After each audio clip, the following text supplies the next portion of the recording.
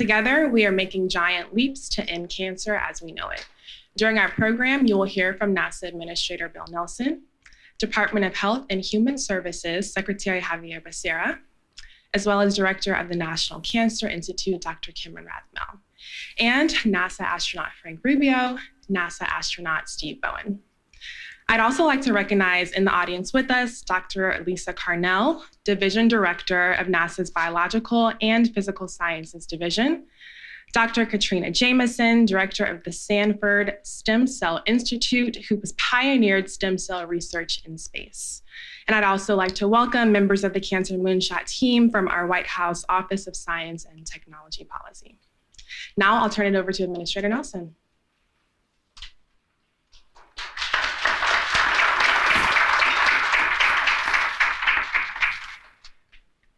So this is personal to me because 38 years ago, when the administrator of NASA, Jim Beggs, decided that in the early part of the space shuttle program, that NASA was going to train and fly the chairman in the Senate and the chairman in the House as a payload specialist. And I had just been elected as chairman of the Space and Science Subcommittee in the House. And in the formal letter of invitation, he said that I want you to decide the experiments that you're going to do on orbit. It just so happened that in my capacity as chairman, I was at the Marshall Space Flight Center in a tour and a briefing. And out of the blue, one of the people said, and by the way, I knew that I was going to fly, but it had not been announced publicly. So out of the blue, this fella is telling me there is this promising experiment down in Birmingham at University of Alabama at Birmingham Medical School on protein crystal growth, but they had not been able to get a crew member to dedicate the time to do the experiment. It just so happened that just a few months earlier, I had lost a girl that was like a sister to me to breast cancer. So I was highly sensitized.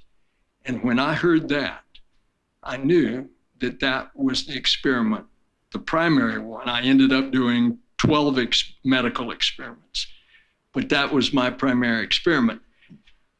This is me. It's a rather crude thing. What they do today is automated. Mine obviously was done by hand. You can see it's much more sophisticated today. This was a rack that I had to pull in and out. It had no vibration control. There was no temperature control. Very, very crude. But you ought to see this, although not the crystals that I grew, they're even more dramatic than this. You can see crystals grown in one gravity on Earth and crystals grown in microgravity on orbit. And so what these guys have done is they do this experimentation while they are on orbit for 6 months. In the case of Frank, bless his heart, he was there for a year.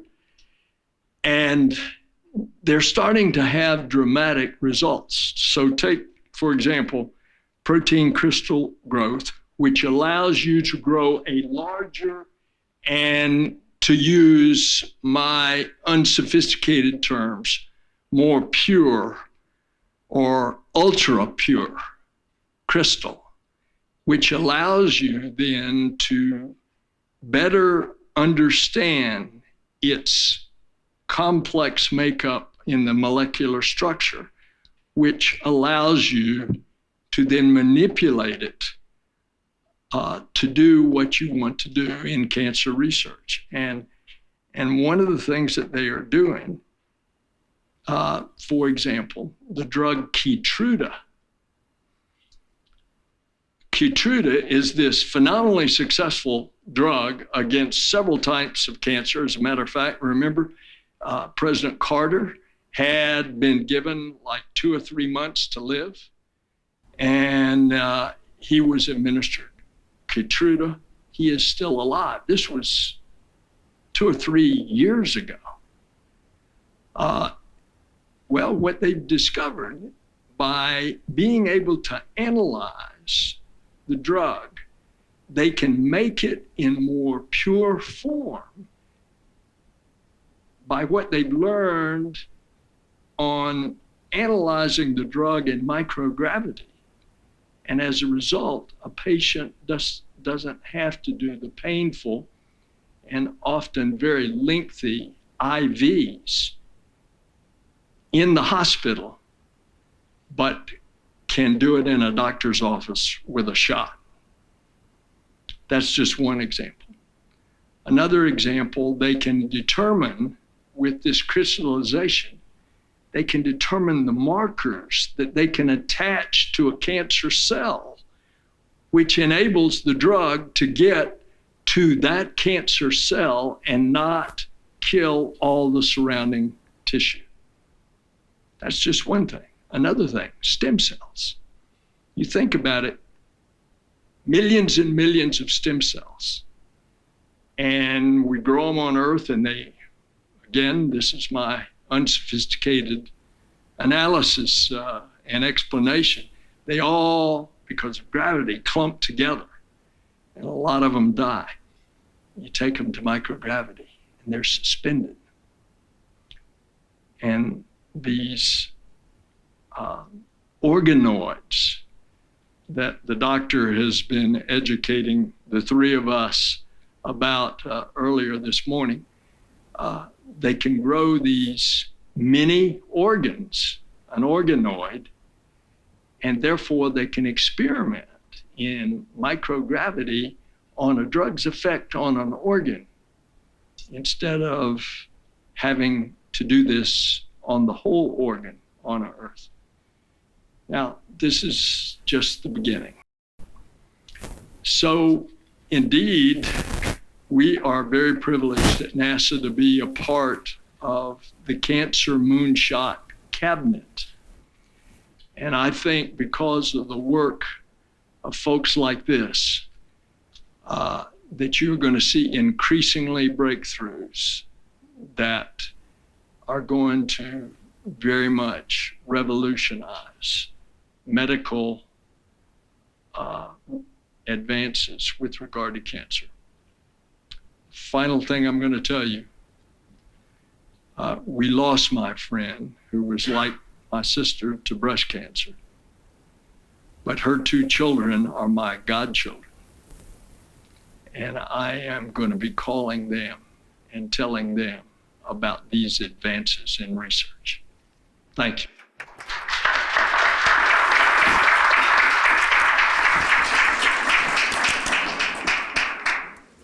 Now I'd like to welcome up Secretary Becerra.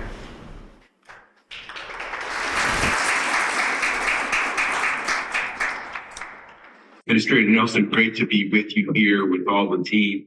I'm just an attorney, so I'm going to get at it real quickly because I'm in between scientists and astronauts and those who are really doing the work on cancer discovery and cure. And I think it's fantastic that you see this partnership that has to occur for it to happen. At HHS, we take very seriously the president's words that we must change the way we look at cancer and that we have the capacity to truly save lives. And so at HHS, we want to be able to launch NASA in this effort, president's effort, and in Cancer Moonshot. And I think we look at this as a reality.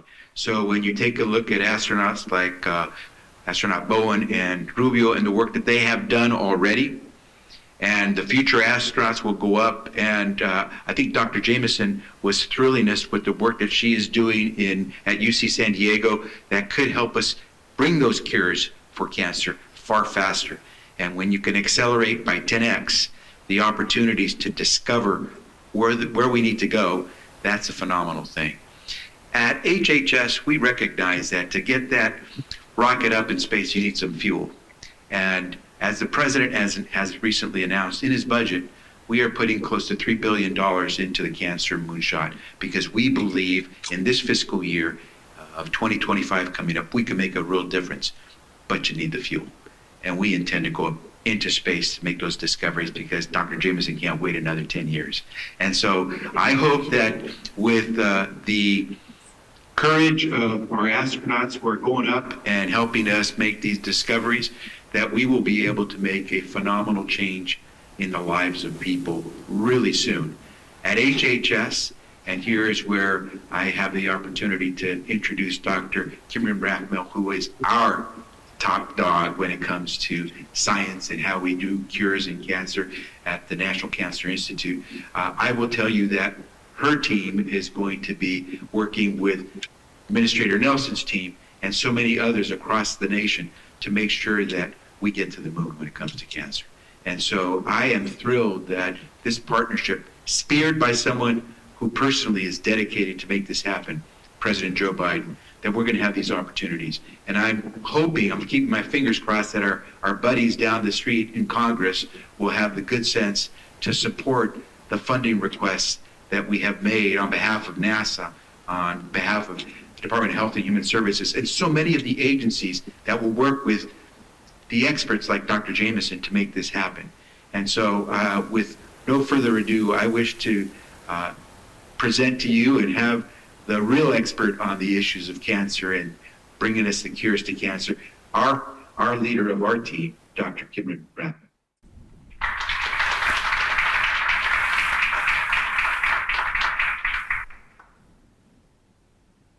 All right, great. Thank you very much. It is a real thrill to be here. Just a huge honor and to get to talk to you all. Cancer is a big problem. Everyone knows and has been touched by cancer. Almost 2 million people this year will be diagnosed with cancer in the United States. 600,000 will die. In spite of those incredible numbers and 20 million people with a diagnosis of cancer, we've made remarkable gains, and death rates are declining and 5-year survival is increasing, and that's all because of research. The impact of the National Cancer Program and the National Cancer Plan and the Biden Moonshot is to say that everyone plays a role in the efforts for cancer and that we all work together. And so this is a tremendous partnership. So I'm really proud to be here and to think about the all of government approach of the Moonshot, which is so important and really highlights the incredible work that we do together. I can't underestimate, I'm going to say just how excited I am to be here. So I didn't totally introduce myself because I'm a medical oncologist. I see patients with cancer. I've been a healthcare administrator. I came from being a chairman of medicine. I run a laboratory. My PhD is in biophysics. And so I am feeling really like a little bit of my geek on here to be at NASA. And I also wanted to tell you that, how did I get to do those kinds of things is that, in 1982, I was one of the kids who applied to space camp, and the ability of space to capture the imagination is huge for everyone. And it is meaningful even for those of us who grow up and become cancer biologists. And so, when I was thinking about what the impacts are of the collaborations with NASA, it's tremendous. There are certainly things that are in the technology space.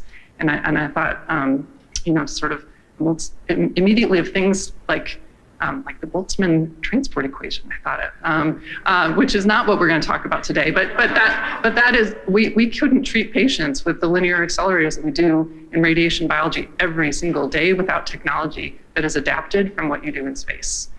We also use the language of space to talk about the frontiers of cancer and the ways that we now look at cancers with increasing granularity down at cellular multicellular and then atomic and molecular levels. And that is literally because of impacts of the space program. But specifically to the kinds of experiments that take place in microgravity, you've heard already some of them, which are making major advances. Dr. Jameson is a huge advocate and a example of how rapid advances can happen. You already heard about taking a drug, so antibodies, and increasingly antibodies are being used to develop our immunotherapies. They're complex, large molecules. More and more drugs are antibody-based. They have to be given as an infusion, as you heard from Administrator Nelson, every month, some of these, for the rest of a patient's life. But if it could be formulated in a way that could be administered as a shot, it would be a game changer. And that is something that can only happen because of the insights that come from microgravity crystallization. So for drug formulation. But just for understanding these molecules, that's where these crystal opportunities really have tremendous advances. You saw the picture of what looks like a prism type crystal. They're very highly ordered, but deep in there is looking at the space of a protein. And proteins interact in multiple different kinds of ways, and getting an insight into where there's a crevice, where a drug can get in, is where having a perfect crystal can really help you. A perfect crystal can also help you understand how a mutation has changed everything and made it so that proteins are interacting in a different way and can give you incredibly different insights. These are proteins that interact very dynamically, and so understanding how a different condition might make them be different, or how it works differently in other ways. So where these crystals help us just understand the processes that we couldn't in any other way. In terms of the drug development, I'll give another example as well. So RAS is the name of a commonly mutated gene, the most commonly mutated gene in solid tumors. One that we've really been focused on for decades, because if you could target RAS, you could impact so many cancers. And it wasn't until we had good crystals that we could see where and how to target RAS that the first drugs came out, which are just coming out this year. So the tremendous advances, I just can't even underestimate. And so I want to thank you all for all of the work that you do. I think we have so much to learn. I'm really looking forward to doing more with the NASA program. I want to thank you all so much, and looking forward to the continued analogies of the frontiers and also how to capture the imagination. So thank you very much.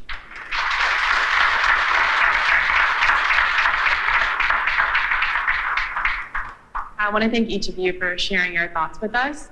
In case you haven't noticed, we have some of our greatest ambassadors up here, our astronauts, and today we'll hear from two of them. They've all conducted groundbreaking research in space to help fight cancer on Earth.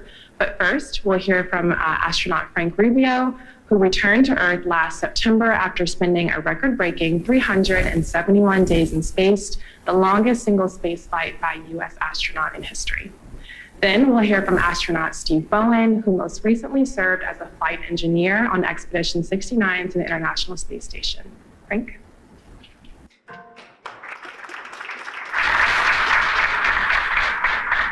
All right, thank you very much. Administrator Nelson, Secretary Becerra, Dr. Rathmel, thank you so much. And ma'am, we are all happy to nerd out with you, especially when it comes to science and medicine. I think we were all getting excited just hearing you talk. But what an honor it is to be an ambassador for the NASA team. And I think NASA represents that is symbolic, that when our nation puts our mind to doing hard things, we come together and we absolutely achieve them. And so the fact that, as you all well said, cancer touches all of our lives because we all have loved ones who've been affected by that. And so knowing that NASA is now going to be part of this effort is really an incredible honor. And you know, we not only get to be researchers and scientists, but the reality is we also get to be part of the testing because there is such a unique environment in space, both because of microgravity and radiation, obviously. The equivalent of about 1,000 chest x-rays is what we're exposed to when you're in space for about 6 months. And so for a year, it's probably a little bit more than that. And there's only been, so far, one person who's been up there for a year, but there's been 4 of us who've been up there for close to a year. And I'm confident that many more will spend more time, especially as we endeavor to go back to the moon and onward to Mars. This is something that we absolutely have to do. And so this effort is uniquely personal to all of us as an astronaut corps. And the reality, again, is that it's an honor to represent both NASA and our country. Yes, microgravity and space actually provides a very unique environment where biological processes tend to accelerate. Not only things like cancer cells or stem cells, but actually the aging process, unfortunately for all of us. The things we see like bone density loss, muscle density loss, immunological changes, cardiopulmonary output changes, those all tend to mimic aging.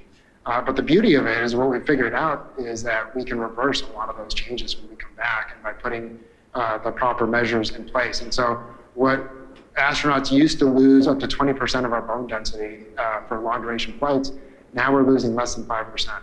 And it's because of those measures that we've put in place and putting in the work. But ultimately, I think this is a problem that we will absolutely help to solve, and we're honored to be a part of it. So thank you.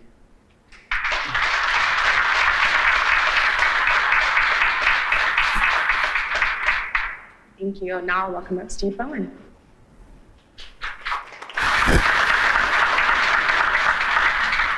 Good morning, everybody. Administrator, Secretary, it's really exciting to be up here today to be a part of the Cancer Moonshot. I kind of have to digress a little bit. This summer, I called a friend of mine on his birthday in July to wish him a happy birthday. Just after Christmas, he had a relapse. And 2 weeks ago, a month ago, I came up to see him and things seemed to be getting better. A week and a half ago, I was here for his funeral. So, this stuff really touches home, whether it be parents, friends, family. It's a real issue, obviously, going forward. And there have been initiatives through the decades and to really focus on cancer, and working hard to find those solutions and having the opportunity to do research in space. 38 years seems like a long time because that's basically Woody's age. But that is the incredible thing that we do at NASA. We do this research and it continues. And everything we learn along the way. When I first started going to space station, there was a crew of 3, and they had to spend an incredible amount of time maintaining and operating that station alone. The amount of time that we had to focus on research in particular was a lot more limited, and the capabilities of the vehicle were a lot more limited. But now, with a crew of 7, 4 USOS astronauts at any given time, the research we're able to undergo and conduct on orbit is exponentially increased, plus the automation that we now have. I've been around a while, so I helped build the space station, and I kind of joke. So we had VTRs. You all know what video tape recorders? No, some of these people don't remember video tape recorders. But that was a major way of collecting data. And the ability to get real-time data and real results from space station now is absolutely incredible. It was a Saturday afternoon, and Sultan was working an experiment called Cardinal Heart. And we could all hear the chatter over the comms. And that heart cell started beating. And you could hear the excitement in the primary investigator's words. It was just incredible to be a part of that science and research.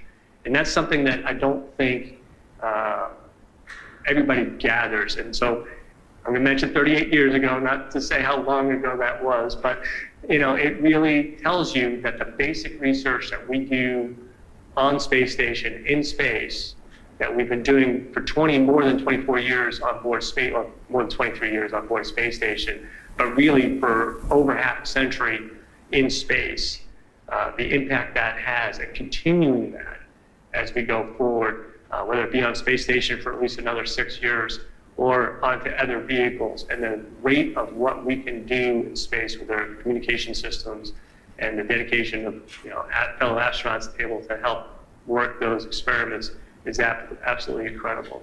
So I'm incredibly excited to help represent the Cancer Moonshot for obviously a number of reasons, but the excitement that it will bring, the research opportunities and focusing what we have learned on the ground and in space and continuing to learn those things. It's not going to get lost. It's going to get better. And I want to thank you all very much for your time.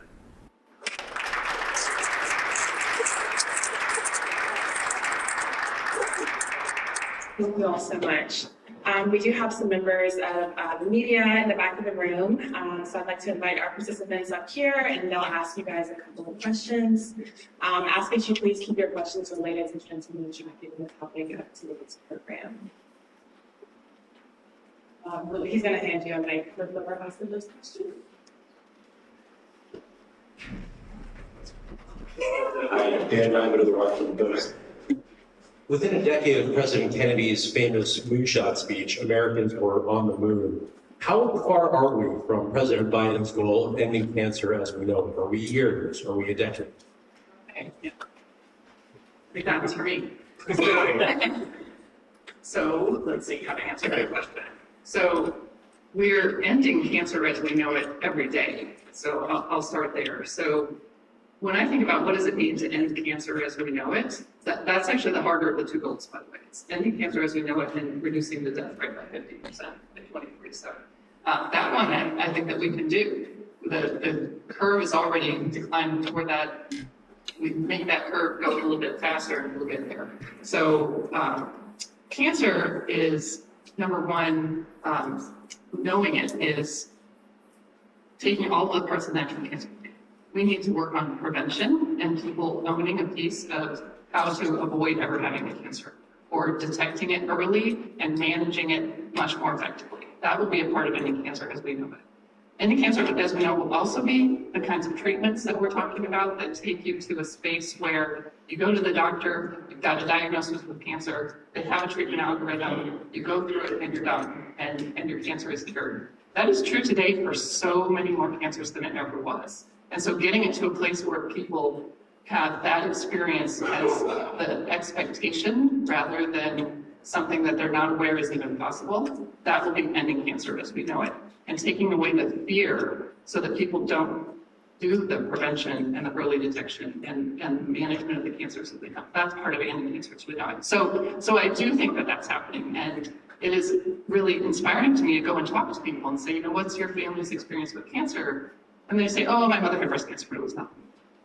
That's exactly what I want you to say. Like, that's what I want cancer to be. Now, we all have, I lost my mother to cancer this year. I know that we are not there yet. We don't have a cure for all the cancers, but we are one by one knocking them off. And then the other, sorry, I'm taking a long time to answer this question. The other thing, as I've been giving the moonshot analogy, you know, you all are already thinking well beyond the moon to other places that you're going to go. And when I think about cancer, and cancer is not one disease, cancer is 1,000 different diseases. And tackling each one takes things that we learned from the first, but also we have to learn lots of new things as we go. And so the cancer moonshot for us is a little bit like telling us we're going to get to Mars and maybe 5 other planets that all have a little bit of a different angle to them. And that's all right, we're up to that challenge. So that's what it's going to be to end cancer. So timeline, a little bit every day.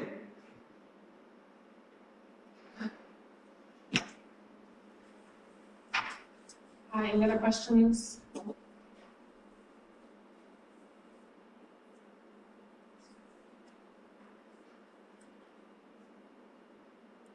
Thank you, for Secretary in Spanish, if it's possible. Si nos puede decir cuál es la importancia de esta investigación para nuestra comunidad hispana, que es una de las estadísticas que está siendo afectada. Creo que todos sabemos que en cualquier momento la noticia nos puede llegar que somos nosotros los que tenemos el cáncer y todos queremos saber que hay un modo de salir de ese pésame.